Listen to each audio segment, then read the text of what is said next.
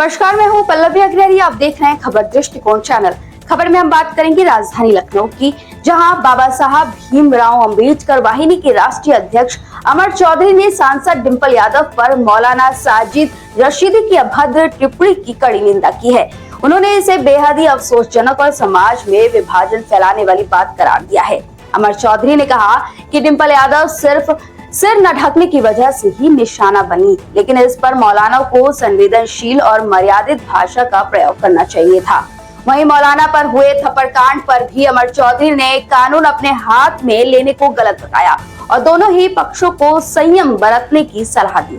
उन्होंने यह भी कहा कि अंबेडकर वाहिनी कोई राजनीतिक दल नहीं है, बल्कि एक सामाजिक संगठन है जिसका दायरा भारत के साथ साथ पड़ोसी देशों में भी तेजी से फैल रहा है। संगठन में दलित, पिछड़े, अल्पसंख्यक, महिलाएं और अधिवक्ता वर्ग पहले से ही सक्रिय है और अब सिख प्रकोष्ठ के गठन के साथ संगठन और भी मजबूत हुआ है। अमर जी, अभी आप एक संगठन का और विस्तार करने वाले हैं। क्या है वो संगठन, वो किस तरह से काम? देखिए, विस्तार की बात की जाए तो राष्ट्रीय कार्यकारिणी की जब बैठक हुई थी तो उस बैठक में बाबा साहब भीमराव अंबेडकर वाहिनी के समस्त राष्ट्र के राष्ट्रीय पदाधिकारियों द्वारा एक निर्णय लिया गया था कि सिख प्रकोष्ठ का गठन किया गया है, क्योंकि हमारे संगठन में पहले से ही बाबा साहब भीमराव अंबेडकर वाहिनी में पिछला प्रकोष्ठ, अधिवक्ता प्रकोष्ठ, महिला प्रकोष्ठ, व्यापार प्रकोष्ठ चल रहा था।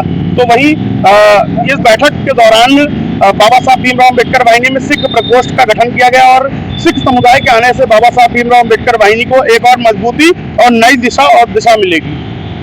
जी, आप ये युवा हैं और भारत को भी युवाओं का देश कहा जा रहा है। युवाओं को जोड़ने के लिए अपनी पार्टी संगठन के साथ में क्या रणनीति चला रहे हैं? लेकिन रणनीति की बात की जाए तो इस समय का युवा बेरोजगार हो चुका है और मौजूदा सरकार में युवाओं को धक्के खाने पड़ रहे हैं। तो कहीं ना कहीं इस सरकार को पलटने का काम युवा ही करेंगे।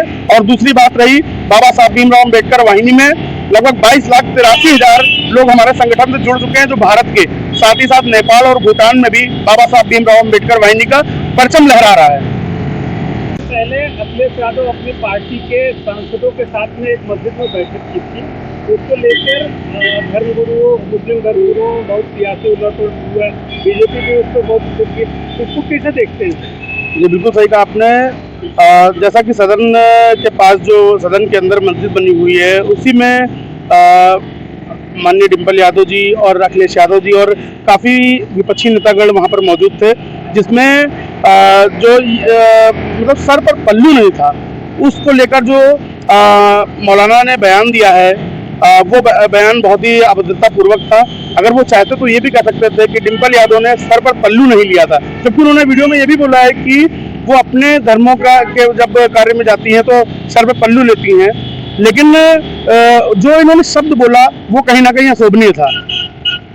महिलाओं के ऊपर इतना बड़ा, पूरे देश में महिलाएं इसको विरोध जता रही हैं और उसके बाद समाजवादी पार्टी के कार्यकर्ताओं ने उस मौलाना को थप्पड़ भी मार दिया। इसको कैसे देखते हैं? देखिए, थप्पड़ मारना तो खैर गलत था।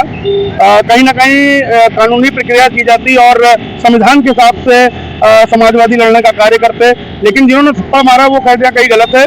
और कहीं ना कहीं जो मौलाना ने माननीय डिंपल यादव जी के लेकर अभद्र टिप्पणी की, वो भी बहुत ही अशोभनीय था और इन पर इस मुद्दे को लेकर उनको माफ़ी भी मांगनी चाहिए और प्रशासन द्वारा उन पर FIR भी कराई गई है। ये बताइए कि ये सब इतना बड़ा होने के बावजूद भी अखिलेश यादव कहीं स्टैंड लेते नजर नहीं आए। देखिए, तमाम राजनीतिक दल हैं और उनके भी कई प्रकोष्ठों ने प्रदर्शन किया इस बात को लेकर। और बाबा साहब भीमराव अंबेडकर वाहिनी जो हमारा सामाजिक संगठन है, इस संगठन में भी इस चीज़ का विरोध दर्ज किया कि डिंपल यादव एक बड़ी नेता हैं और सपा सुप्रीमो जो अखिलेश यादव जी हैं उनकी पत्नी भी हैं। तो ये कहीं ना कहीं मुद्दा बड़ा था कि जो उन्होंने शब्द बोले वो शब्द अशोभनीय थे। और अगर वो चाहते तो मौलाना ये भी बोल सकते थे कि बिना पल्लू के बैठी हुई थी, लेकिन जो उन्होंने दूसरी भाषा का प्रयोग किया वो गलत था। क्या लगता है कि 27 में भी महंगाई, बेरोजगारी, ये सब मुद्दा खत्म होने हो गया है और धर्म पे ही राजनीति हो रही है? देखिए, महंगाई तो दिन पर दिन जब से भाजपा सरकार आई है तब से बढ़ती जा रही है। और अगर राजनीतिक माहौल, चुनावी माहौल की बात की जाए तो 27 में सत्ता बदलने का काम जितने भी विपक्षी हैं वो करेंगे। और कहीं ना कहीं हमारी बाबा साहब भीमराव अंबेडकर वाहिनी भी उसी राजनीतिक दल का समर्थन करेगी जो दलितों, पिछड़ों और मुस्लिमों के हक की बात करेगा। 2027 में आपकी पार्टी का क्या स्टैंड रहेगा? देखिए, पार्टी नहीं, हमारा तो संगठन है। बाबा साहब भीमराव अम्बेडकर वाहिनी एक सामाजिक संगठन है जिसमें दलितों, पिछड़ों और मुस्लिमों के हक की बात की जाती है। उनके लिए जो भी राजनीतिक दल आवाज उठाने का काम करेगा, उनकी जो मूलभूत सुविधाएं होती हैं वो पहुंचाने का कार्य करेगा, उन्हीं को बाबा साहब भीमराव अम्बेडकर वाहिनी सपोर्ट करेगी। आपके एक पोस्टर में हमने देखा था कि 85% एक इकट्ठा होने की बात कर रहे हैं। जी जी, बिल्कुल आपने सही कहा। 85% कौन है?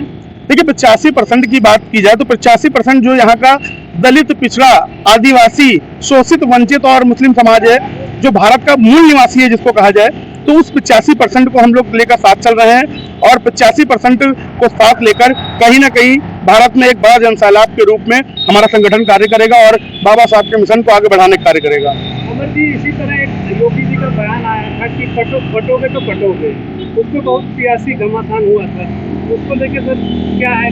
योगी तो देखिए, योगी जी अपना एक नया जुमला देते रहते हैं, तो कहीं ना कहीं वो राजनीतिक उनका एक स्टैंड है कि मतलब अपने आप को हाईलाइट तो वो तो मुख्यमंत्री हैं, ये हाईलाइट क्या होंगे, लेकिन उनके जो कुछ शब्द हैं जो हाईलाइट ज्यादा होते हैं।